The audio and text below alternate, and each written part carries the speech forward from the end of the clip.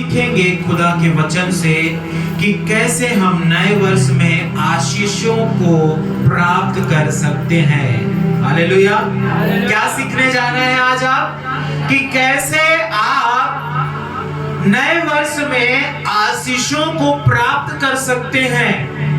बहुत से प्रयास मनुष्य करता है जब देखता है कि नया वर्ष आ रहा है, कैसे मैं नए वर्ष की शुरुआत करूं कि पूरा वर्ष मेरे लिए अच्छा बना रहे।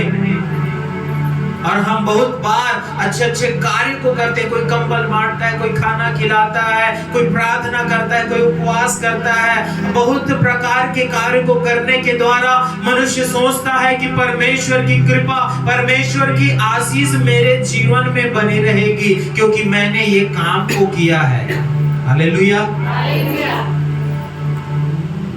और हम सोचते हैं कि ये वर्ष हमारे लिए अच्छा बीतेगा, लेकिन बहुत से लोग इन सारे काम को करने के बाद भी अपने जीवन में आशीष को नहीं देख पाते हैं।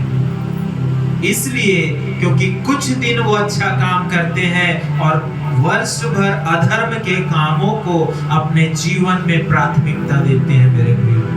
इसलिए उनके जीवन में जो परमेश्वर की दी हुई आशीष है वो ठहरती नहीं, लेकिन वो आशीष दूर हो जाती है, श्राप में बदल जाती है। क्या आप ऐसा बनना चाहते हैं? अगर नहीं, यदि आप श्राप में जीवन नहीं जीना चाहते, 2025 में आप दुख को नहीं देखना चाहते हैं, तो आज आपको कुछ बातें अपने जीवन में फॉलो करना पड़ेगा। कुछ अलग प्रकार का जीना पड़ेगा जो बाइबल हमें सिखाती है, संसार नहीं। हालेलुया। कितने लोग चाहते हैं कि आप आशीष में जिए? ये 2025 आपके लिए आशीष का वर्ष रहे। मैं ये नहीं कहता कि दुख नहीं आएगा, लेकिन परमेश्वर आपको दुख में छोड़ेगा नहीं। हालेलुया। वो हमारा चिंता करने वाला परमेश्वर है। माता तो भूल सकती है, अपने सगे हमें छोड़ सकते हैं, लेकिन परमेश्वर आपके हाथों को थामे रहेगा, अपने पंखों तले परमेश्वर आपको छुपा कर रखेगा मेरे प्रिय। हालेलुया। आशीष में जीना सीखें।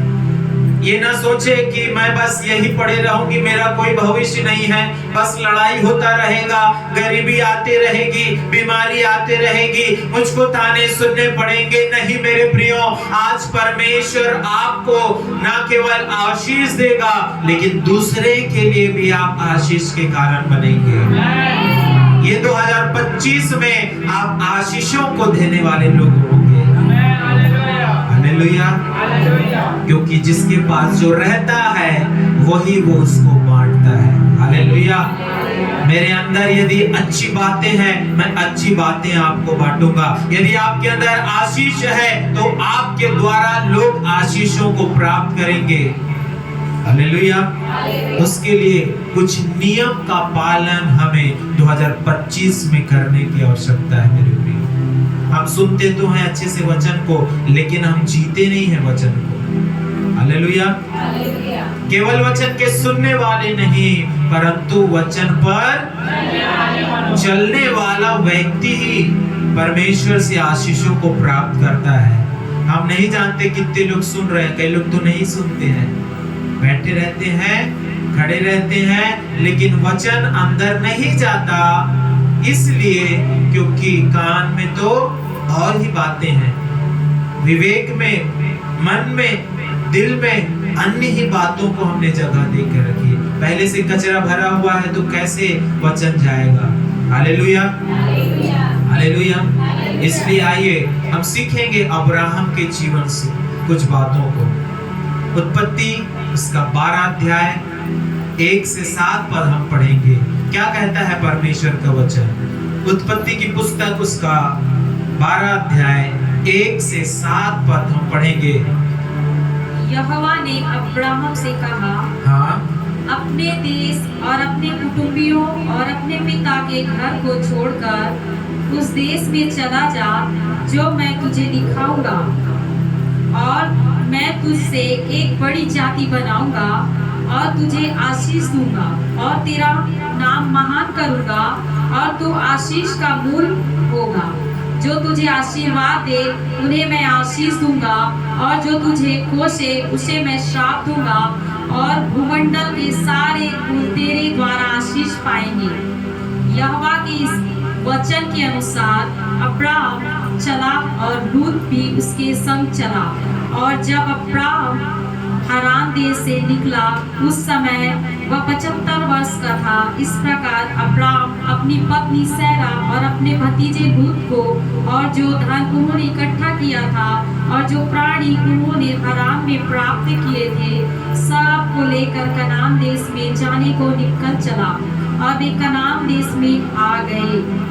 उस देश के बीच से जाते हुए अब्राहम शेकेम में और जहाँ मोरे का बांज वृक्ष है पहुंचा।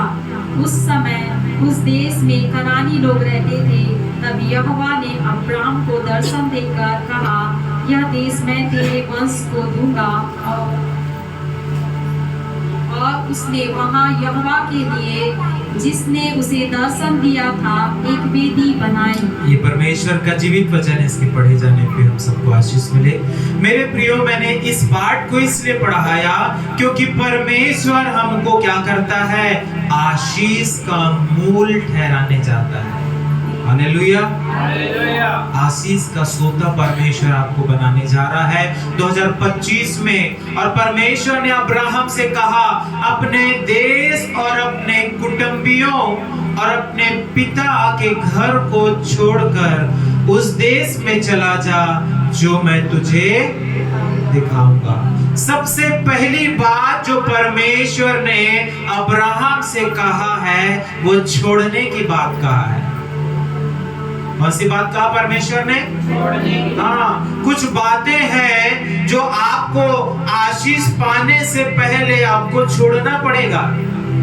लेकिन बहुत से ऐसे लोग हैं जो आशीष भी पाना चाहते हैं और छोड़ना भी नहीं चाहते हैं।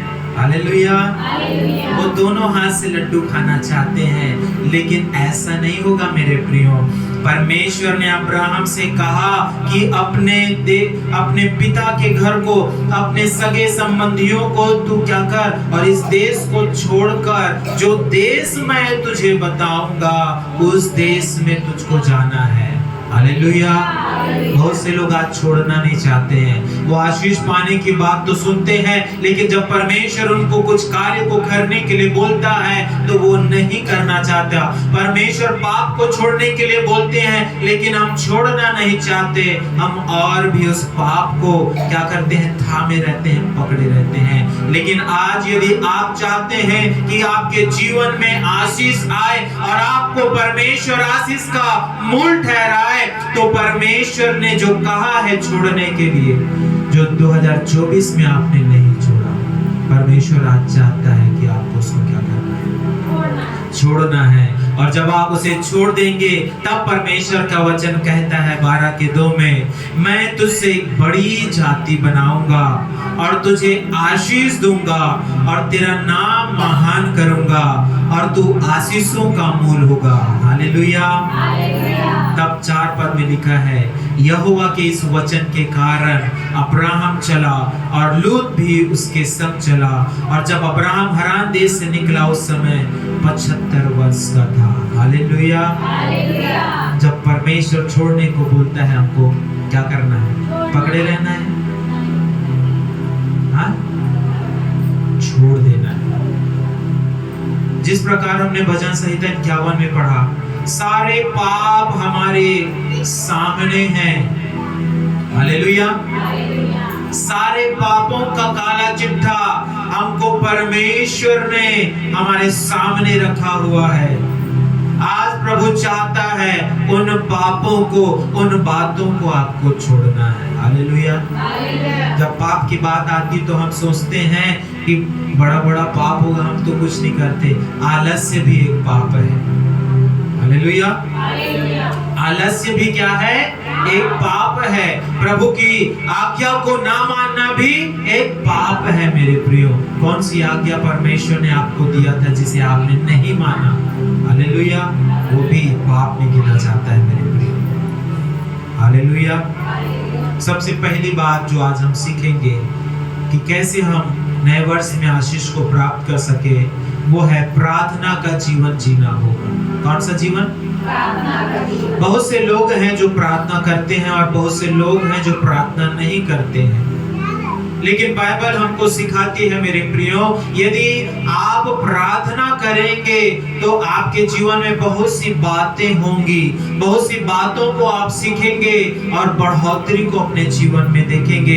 बाइबल बताती है मेरे प्रियो कि बहुत से ऐसे लोग हैं जो प्रार्थना का जीवन जीते थे, उनके अंदर आशीषें ठहरी रहती थी। हालेलुया। और उसमें से कुछ नाम है अब्राहम, मूसा, दानियल, दाऊद और बहुत से लोग हैं, एलिया। बहुत से ऐसे लोग हैं जो अपने जीवन में प्रार्थना को महत्व देते थे और प्रार्थना करते थे, इसलिए बहुत सी आशीषें परमेश्वर उनके लिए करता था। हालेलुया। क्यों ना हम भी नए वर्ष में प्रार्थना का जीवन जीना स्टार्ट कर दें। आज मैं जान रहा हूं बहुत से लोग को प्रार्थना नहीं आता। हालेलुया। आज से अपना जीवन चेंज कर दे। कोई बड़ा कठिन कार्य नहीं है प्रार्थना करना। हालेलुया। आप उसको सीख सकते हैं, आप उसे कर सकते हैं, क्योंकि परमेश्वर की आज्ञा है। हालेलुया। प्रार्थना है परमेश्वर की आज्ञा है, इसलिए हमें नए वर्ष में प्रार्थना के साथ अपने जीवन को जीना है। जब आप प्रार्थना करेंगे तब आशीष आपके ऊपर ठहरेगी मेरे प्रिय। हालेलुया। तो जब आप प्रार्थना करते हैं तो कुछ बातें मैं आपको बताना चाहूंगा। जब प्रार्थना का आप जीवन जिएंगे तो सबसे पहली बात परमेश्वर की उपस्थिति आपको मिलेगी। हालेलुया। क्या मिलेगी? परमेश्वर की उपस्थिति आपको प्राप्त होगी मेरे प्रियो। क्योंकि जब अब्राहम उत्पत्ति 17 अध्याय निकाले मेरे साथ, 17 का एक पद निकाले, क्या कहता है खुदा का वचन? जब अब्राहम 99 वर्ष का हो गया तब यहोवा ने उसको दर्शन देकर कहा, मैं सर्वशक्तिमान ईश्वर हूँ, मेरी उपस्थिति में चल और सिद्ध होता जा। परमेश्वर ये चाह रहा था अब्राहम के जीवन से कि अब्राहम क्या करे? परमेश्वर की उपस्थिति में चले। हालेलुया। हालेलुया। इसी कारण जब आप प्रार्थना का जीवन जिएंगे परमेश्वर की उपस्थिति में चलने वाले हो जाएंगे। हालेलुया। जहां जहां आपको परमेश्वर ले जाएगा वहां वहां आप बढ़ते जाएंगे, वो भी परमेश्वर की उपस्थिति के साथ। क्योंकि परमेश्वर का वचन पुराने नियम में हमें सिखाता है, जब परमेश्वर ने इस्राएलियों को लेकर चला, जब लाल समुद्र से पार हुआ तो परमेश्वर ने अपनी उपस्थिति बादल के खंभे और अग्निमय खंभे के रूप में करता चला गया। हालेलुया। उसकी उपस्थिति में इस्राएली चलते गए, 40 वर्षों तक वो उसकी उपस्थिति में चलते गए। मेरे प्रियो, हमें भी प्रार्थना के द्वारा परमेश्वर की उपस्थिति में चलना है, क्योंकि आज बहुत से लोगों ने परमेश्वर की उपस्थिति को जाना भी नहीं है। आदम और हवा अदन की वाटिका में परमेश्वर की उपस्थिति में पाए जाते थे, लेकिन आज बहुत से लोग हैं जो 2024 तक भी परमेश्वर की उपस्थिति को नहीं जान पाए। हालेलुया। आज आपको परमेश्वर की उपस्थिति को अपने जीवन में, अपने घर में लाने की आवश्यकता है। हालेलुया। हालेलुया। इसीलिए प्रभु कहता है, देख मैं द्वार पर। जब आप प्रार्थना करेंगे परमेश्वर आपके निकट आएगा मेरे प्रियो, और आप परमेश्वर की उपस्थिति को प्राप्त कर लेंगे। दूसरी बात, जब आप प्रार्थना का जीवन जिएंगे प्रभु की संगति को प्राप्त करेंगे। हालेलुया। यदि प्रभु यहाँ खड़ा है, जैसे बहन है, अब बहन प्रार्थना कर रही है, प्रभु यहाँ आ गया है। हालेलुया। प्रभु की उपस्थिति यहाँ हो गई है, तो आपको दूसरी बात क्या करना है? संगति करना है। क्या करना है? जब प्रभु आदम की वाटिका में आया और आदम को पुकारा, जब आदम हवा पाप में पड़ गए, हे आदम तू कहाँ है? तो आदम परमेश्वर के साथ संगति करना छोड़ क्या कर रहा था? छिप गया। क्या हो गया? क्या हो गया उपासना में? छिप गया। क्यों? क्योंकि वो परमेश्वर की संगति से भाग रहा था मेरे प्रियो। जब आप प्रार्थना करेंगे खुदा की उपस्थिति आएगी। जब आप खुदा की उपस्थिति आएगी, आपको प्रार्थना में क्या करना है? परमेश्वर से संगति करना है मेरे प्रियो। हालेलुया। बाइबल में एक अच्छा उदाहरण है हनोक के जीवन का। कितने लोग सुने हैं? हनोक कौन था? हनोक, बाइबल गवाही देती है, हनोक परमेश्वर के संग संग चलने वाला। हालेलुया। यही है संगति। जब आप उत्पत्ति 5 और उसके 24 को पढ़ें, निकालें उत्पत्ति 5 और उसका 24 पद, क्या लिखा है? क्या गवाही बाइबल हनोक के विषय में हमें सिखा रही है? हनोक परमेश्वर के साथ साथ चलता। हाँ, हनोक परमेश्वर के साथ साथ चलता था। क्या आप परमेश्वर के साथ चल रहे हैं? क्या आपकी संगति परमेश्वर के साथ हो रही है? देखिए, एक मनुष्य परमेश्वर के साथ चल रहा था, आदम नहीं चल पाया, छिपने लगा। आप परमेश्वर से ना छिपे 2025 में मेरे प्रिय। हालेलुया। परमेश्वर आपके साथ चलने के लिए तैयार है, आपके संग रहने के लिए तैयार है। इसलिए परमेश्वर ने अपने आत्मा को हमारे अंदर दिया है। हालेलुया। न केवल आप यीशु के साथ हैं, न केवल आप पिता के साथ हैं, लेकिन पवित्र आत्मा के साथ हमेशा के जीवन के लिए परमेश्वर ने उसे हमारे दिल में बसा दिया है। इसीलिए परमेश्वर कहता है कि तुम पवित्र आत्मा के मंदिर हो। हालेलुया। वो आपके संग संग रहना चाहता है। और हनोक परमेश्वर के साथ साथ चलता रहा, इसलिए बाइबल कहती परमेश्वर ने उसे उठा लिया। कहां? जहां परमेश्वर रहता है। यदि आपके अंदर पिता पुत्र पवित्र आत्मा है, आप भी क्या हो जाएंगे? उठा लिए जाएंगे। इसलिए प्रार्थना संगति को लेकर आती है। इसलिए प्रार्थना का जीवन 2025 में आपको क्या करना है? करने की जरूरत है। हालेलुया।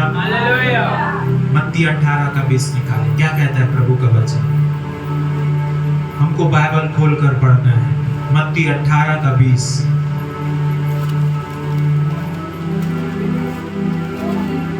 जोर से।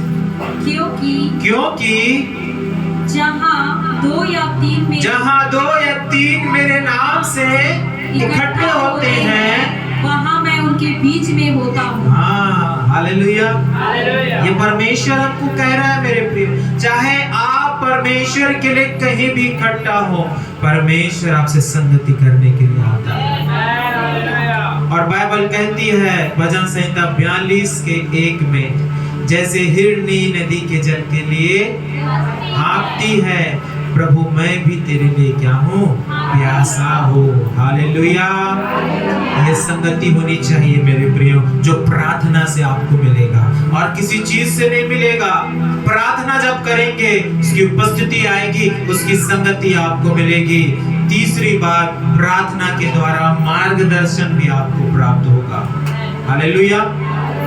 जब आप प्रार्थना करेंगे, जब 2025 में आप प्रार्थना का जीवन जिएंगे मेरे प्रियो, परमेश्वर आपका मार्गदर्शन करने वाला परमेश्वर, जिस मार्ग से आपको चलना है उस मार्ग में वो अगुवाई करने वाला परमेश्वर है। क्या आप चाहते हैं परमेश्वर की मार्गदर्शन को आप प्राप्त करें? हालेलुया। आवाज नहीं आ रही है? हालेलुया। वो हमारा सच्चा मार्गदर्शन है।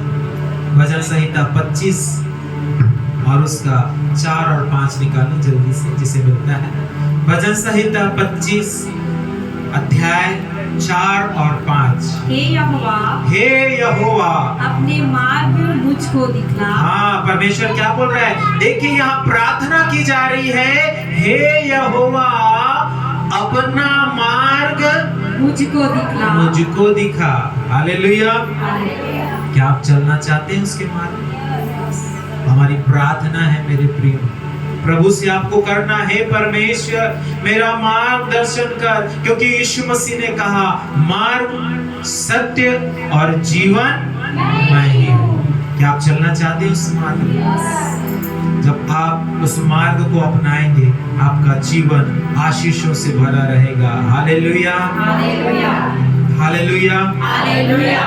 पुराने नियम से निकाले व्यवस्था विवरण 21 का 8। व्यवस्था विवरण 31 अध्याय 8 पद।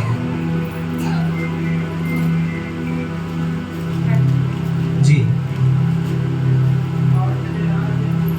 जोर से पढ़े।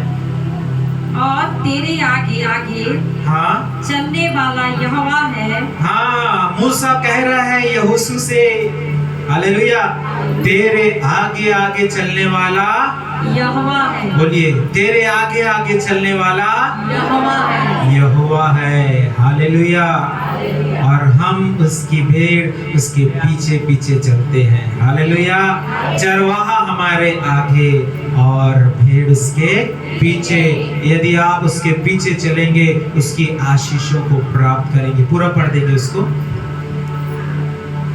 यहोवा तेरे आगे आगे चलने वाला, तेरे चलने वाला यहोवा है। हाँ। वह तेरे संग रहेगा। वो तेरे संग रहेगा 2025 में। और ना तो तुझे धोखा देगा। हाँ, ना तो तुझे धोखा देगा और ना छोड़ देगा। और ना छोड़ देगा। इसलिए मत डर। हाँ, और तेरा मन कच्चा ना हो। हालेलुया। परमेश्वर का वचन है मेरे प्रिय। जब आप प्रार्थना करेंगे उसके मार्गदर्शन को आप प्राप्त करेंगे। इसलिए बाइबल कहती है उत्पत्ति 12 में परमेश्वर ने अब्राहम को कहा, जो देश मैं तुझे दिखाऊंगा, जिस देश में मैं तेरा मार्गदर्शन करूंगा, उस देश के लिए चला आजा। तब तू आशीष का मूल होगा और तू आशीष का कारण ठहरेगा। जो तुझे आशीर्वाद दे मैं उन्हें आशीष दूंगा और जो तुझे कोसे मैं उन्हें श्राप दूंगा। हालेलुया। ये होता है परमेश्वर के मार्ग में चलना। और हम देखते हैं आज अब्राहम की संतान सबसे बड़ा दुनिया भर में फैल गया। हालेलुया। और हम भी विश्वास करने के द्वारा किसके संतान बनते हैं? परमेश्वर के संतान बनते हैं। हालेलुया। चौथी बात, प्रार्थना से हम परमेश्वर की इच्छा को प्राप्त करते हैं। थोड़ा संदेश बड़ा है आज का। हालेलुया। इसलिए हमको ध्यान से सुनना है क्योंकि आशीष ऐसे ही नहीं मिलती है। हालेलुया। प्रार्थना से हम परमेश्वर की इच्छा को प्राप्त करते हैं। जब आप प्रार्थना करने बैठेंगे मेरे प्रियो, परमेश्वर आपसे बात करेगा और अपनी गुप्त योजनाओं को, अपनी इच्छा को आपके ऊपर प्रकट करेगा। हालेलुया। हालेलुया। मूसा परमेश्वर से प्रार्थना करता था और परमेश्वर अपनी इच्छा को उसको बताता था। हालेलुया। परमेश्वर ने कहा, मैंने मिस्र में पड़े हुए अपने लोगों की क्या सुनी है? दुहाई को सुना है और तू उसे जाकर क्या करेगा? आजाद करेगा। परमेश्वर आजाद करने की इच्छा रखता है। परमेश्वर आपके दुख को देख रहा है, वो अपनी योजना को आप पर प्रकट करेगा। मेरे प्रियो, आप परमेश्वर की इच्छाओं को जानेंगे। परमेश्वर का वचन कहता है कि मेरी योजना हानि की नहीं परंतु लाभ की है। हालेलुया। परमेश्वर आपको बचाने आया। ये परमेश्वर की इच्छा थी कि आप आज इस भवन में आए, यीशु पर विश्वास करें और उद्धार को प्राप्त करें। ये परमेश्वर की इच्छा है मेरे प्रिय। हालेलुया। पांचवी बात, प्रार्थना से हमारा जीवन पवित्र होता है। जब आप प्रार्थना का जीवन 2025 में स्टार्ट करेंगे, आपके जीवन में परमेश्वर की पवित्रता आती जाएगी। इसलिए हमने भजन संहिता उसका 51 अध्याय पढ़ा और बार बार यहाँ दाऊद प्रार्थना कर रहा है, हे प्रभु मुझे शुद्ध कर, मुझे पवित्र कर। मेरे पाप, मेरे अपराध तो बहुत हैं, लेकिन मुझे जूफा से तू क्या कर दे? शुद्ध कर। मेरे अंदर नया मन उत्पन्न कर, मेरे स्वभाव को नया कर। क्योंकि जब आप प्रार्थना करेंगे पवित्रता आपके अंदर आएगी मेरे प्रिय। हालेलुया। क्या आप चाहते हैं कि आप पवित्र बने?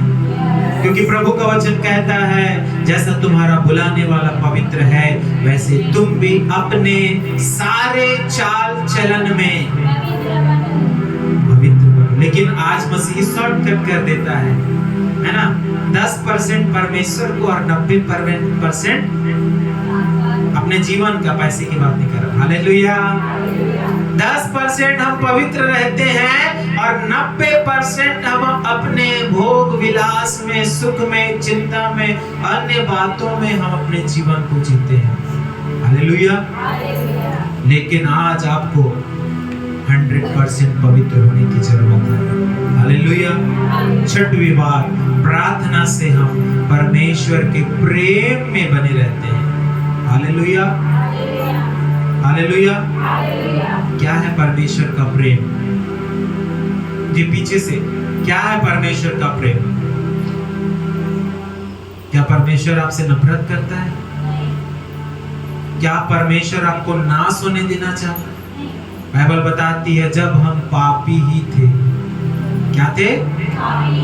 जब हम पापी ही थे तभी परमेश्वर ने अपने प्रिय पुत्र को क्या कर दिया? इस संसार में भेजा ताकि हम बचाए जाएं।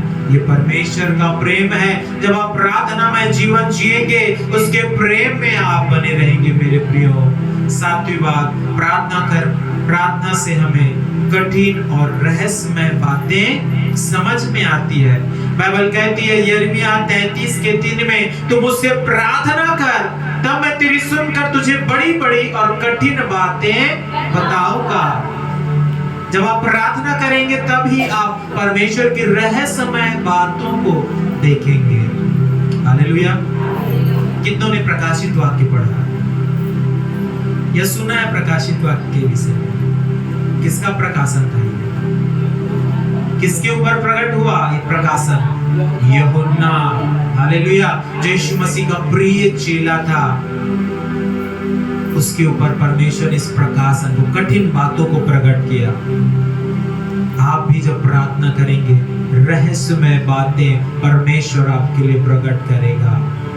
हालेलुया। जो आंखों ने नहीं देखा, जो कानों ने नहीं सुना, उन बातों को परमेश्वर आपके ऊपर प्रकट करेगा। इसलिए प्रभु के दास लोग भविष्यवाणी करते हैं 2025 में ये होने वाला है, 2025 में ये घटनाएं घटेंगी। परमेश्वर वो बातें आपसे भी करेगा। जब आप प्रार्थना में जीवन जिएंगे तब आप भी कह सकते हैं मुझे परमेश्वर ने बताया कि 2025 में ये होगा, वो होगा। हालेलुया। प्रार्थना परिवर्तन को लाती है। यदि आपको आशीष पाना है, प्रार्थना करना है। कैसा भी माहौल क्यों ना हो, जब आप प्रार्थना करेंगे परिवर्तन चारों ओर देखने को पाएंगे। हालेलुया। नयापन, नई बातें परमेश्वर आपके जीवन में करेगा, आपके परिवार में करेगा, आपके रिश्ते में करेगा परमेश्वर। इसलिए आज से निर्णय लें कि हम 2025 में प्रार्थना का जीवन जीने वाले होंगे, तब खुदा की आशीष हमारे ऊपर आएगी। प्रार्थना हमें सामर्थ से भरती है। ये सबसे उत्तम बात है। प्रार्थना हमें क्या करती है? पढ़ें परमेश्वर के वचन को। न्यायों की किताब उसका 16 अध्याय, न्यायों की किताब उसका 16 अध्याय हम पढ़ेंगे और उसका 18 पद। सिमसोन जब पकड़वा दिया गया, उसका बल चला गया, वो निर्बल हो गया, तब उसने परमेश्वर से प्रार्थना की, हे परमेश्वर मुझे क्या कर? बल दे, सामर्थ दे। फिर क्या हुआ? यह देखकर कि उसने अपने मन का सारा भेद मुझसे कह दिया है। 16 का 18 हालेलुया। हाँ आगे। दलीला ने फिलिस्तियों के सरदारों के पास कहला भेजा। चलिए ये वाला नहीं है। तो परमेश्वर का वचन जो मैं आपको बता रहा था, उसने प्रार्थना की, हे प्रभु मुझे बल दे। तब परमेश्वर ने क्या किया? उसे बल दिया। हालेलुया। क्या आप चाहते हैं कि आप सामर्थी जीवन जिए? कि ये कोई भी आए, कुछ भी परेशानी आए और आपको परेशान करते रहे, ऐसा जीवन जीना चाहते हैं? दुख आता रहे, बीमारी आती रहे, समस्याएं आती रहे, ऐसा जीवन जीना है क्या? 2025 में अगर जीना है, सामर्थ्य से भरना है, प्रार्थना में आप भरेंगे। प्रार्थना में परमेश्वर आपको सामर्थ्य देता जाएगा। हालेलुया। दूसरी बात, पहली बात प्रार्थना का जीवन, अब हम आए हैं दूसरी बात में कि आज्ञाकारिता का जीवन आपको जीना है, तब आशीष को आप देखेंगे। पहली बात क्या सिखाया मैंने निधि? कौन सा? प्रार्थना का जीवन। दूसरी बात, यदि आपको आशीष पानी है, आज्ञा पालन करना है। हालेलुया। अब्राहम ना केवल प्रार्थना करता था मेरे प्रियो, लेकिन आज्ञाकारी भी था। जब परमेश्वर ने उसे कहा कि उस देश को छोड़ दे, उसने आज्ञा मानी, तब वो क्या हुआ? आशीष को प्राप्त करने पाया। परमेश्वर की प्रतिज्ञा के अनुसार उसके वंश कनान को अपने प्राप्त करने पाए। पढ़े प्रभु के वचन, व्यवस्था विवरण 28 का 1। व्यवस्था विवरण 28 अध्याय 1 पद। यदि तू अपने परमेश्वर यहोवा की सब आज्ञाएं जो मैं आज तुझे सुनाता हूँ, हाँ, जो आज्ञाएं मैं तुम्हें आज सुनाता हूँ, चौकसी से पूरी करने को चित लगाकर, चौकसी से उसे पूरी करने के लिए चित लगाए, उसको उसकी सुने, हाँ, तो वह तुझे पृथ्वी की सब जातियों से श्रेष्ठ करेगा। हालेलुया। क्या चीज से? क्या चीज करने से श्रेष्ठ होंगे? ऐसा लग रहा है कि हम कहीं और हैं। हालेलुया। क्यों श्रेष्ठ बनाएंगे परमेश्वर हमें? फिर से पढ़िए। यदि तू अपने परमेश्वर यहोवा की सब आज्ञाएं जो मैं आज तुझे सुनाता हूँ, चौकसी से पूरी करने, सब आज्ञाएं पूरी जब हम करेंगे, आज्ञाकारिता का जीवन हम जिएंगे, तब परमेश्वर हमको आशीष देगा। हालेलुया। यह है सीक्रेट कि रहस्य हम कैसे आशीष को प्राप्त कर सकें। और ये बातें व्यवस्था विवरण 28 के 1 में लिखा है। याकूब 1 का 22 निकाले नए नियम से। याकूब की पत्री 1 अध्याय 22 पद और 1 निकाले मत्ती 7:24।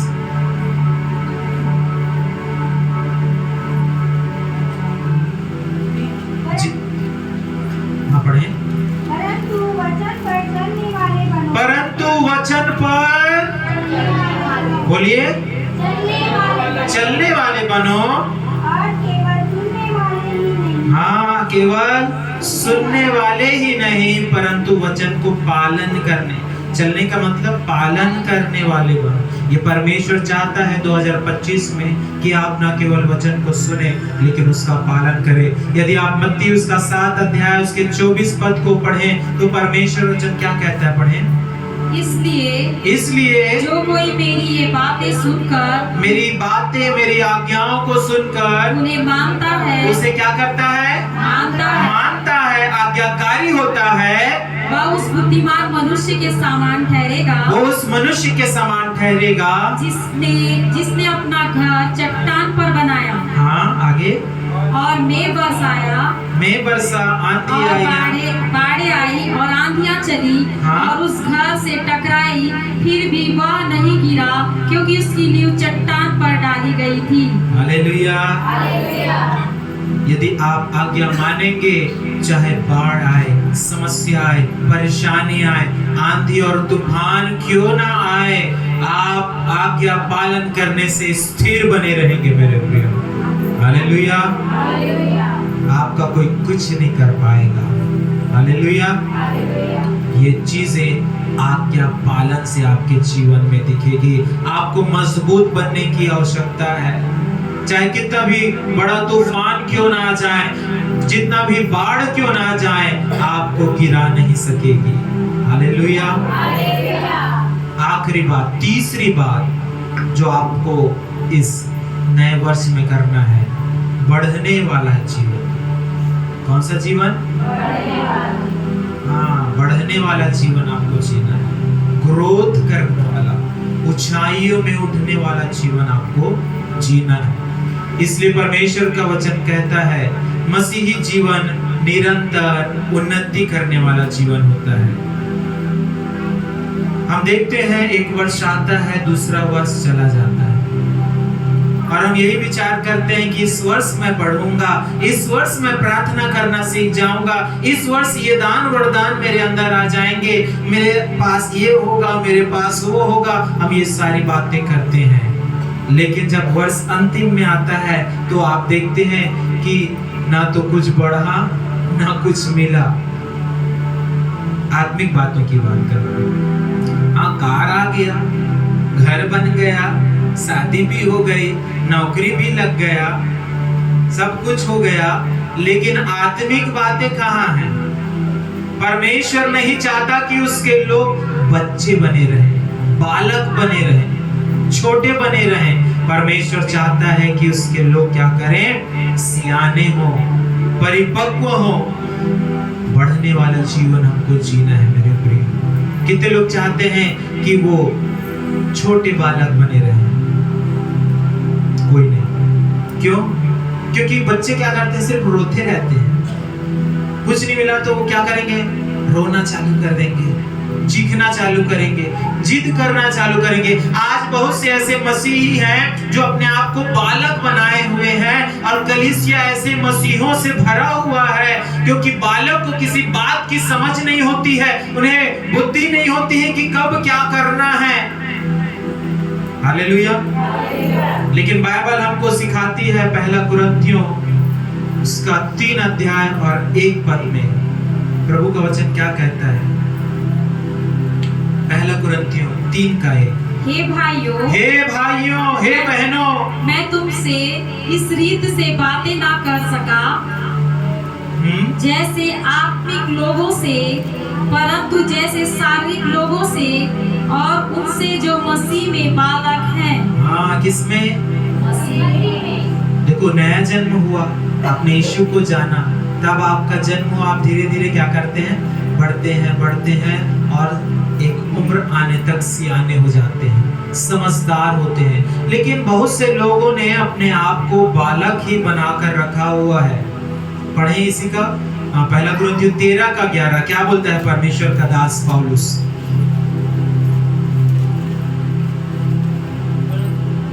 तो भी प्रभु में ना तो स्त्री बिना पुरुष। 13 का 11। जब मैं बालक था, ध्यान से सुनेंगे। जब मैं बालक था तो मैं बालकों के समान बोलता था। किसके समान बोलता था? एक समय होता है जब हम नए नए प्रभु को जानते हैं तो हम क्या करते हैं? बालकों के समान, बच्चों के समान बोलते हैं। आगे बालकों का सा मन था। हाँ, और कैसा मन था? बालकों के समान। हाँ, छोटे बालक समान था, बालकों सा मन था, और बालकों सी समझ थी। समझ भी किसके समान थी? बच्चों के समान।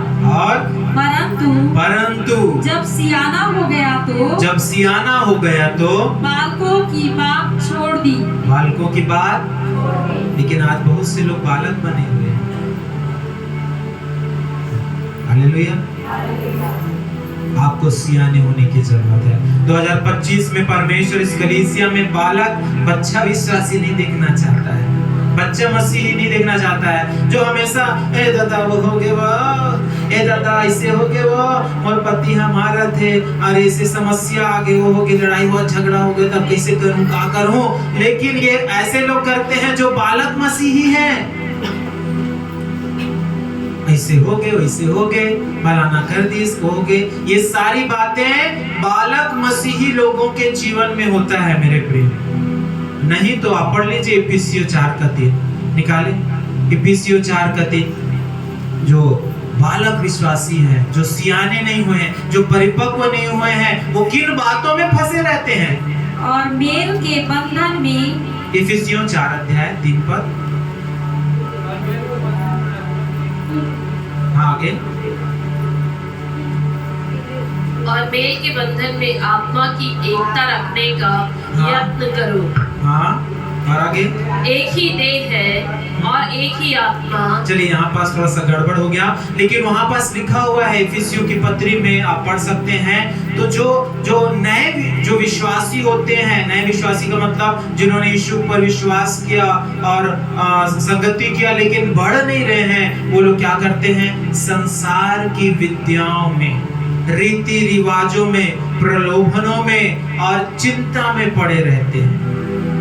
थोड़ी सी चिंता, थोड़ी सी आंधी आई और हम डगमगाने लगते हैं। क्या करने लगते हैं? डगमगाने लगते हैं। इसलिए परमेश्वर का वचन कहता है कि आप क्या करें? उन्नति करें। 14 पद पढ़ें। ताकि हम आगे को बालक ना रहें। हाँ, हम क्या ना रहें? परमेश्वर का वचन कहता है 4 के 14 में, आगे को तुम बालक ना रहे, हाँ 2025 में तुम बालक ना रहे, पर जो मनुष्यों की ठग विद्या और चतुराई से हाँ उनके भ्रम की युक्तियों के और उपदेश के हर एक झोंके के उलझाने और इधर उधर घुमाए जाते हो। हाँ, जो बालक होता है वो सब बातों में पड़े रहता है, ठग विद्या में, भ्रमाने में, संसार की चिंता में, परेशानी में। उनका जीवन बस साल भर इसी में रहता है, क्योंकि वो बढ़ना नहीं चाहते, परिपक्व नहीं होना चाहते हैं। यीशु मसीह का जितना भी ठट्ठा किया गया, वो यीशु मसीह को बोलते थे तो पेटू है, ये तो पापियों के साथ खाता पीता है, उसने नहीं सुना। लेकिन हम आपको बोल देंगे तुम ये दादा पास्टर इसे कह दिस रात आप जाना वाना नहीं हो वहां, हालेलुया।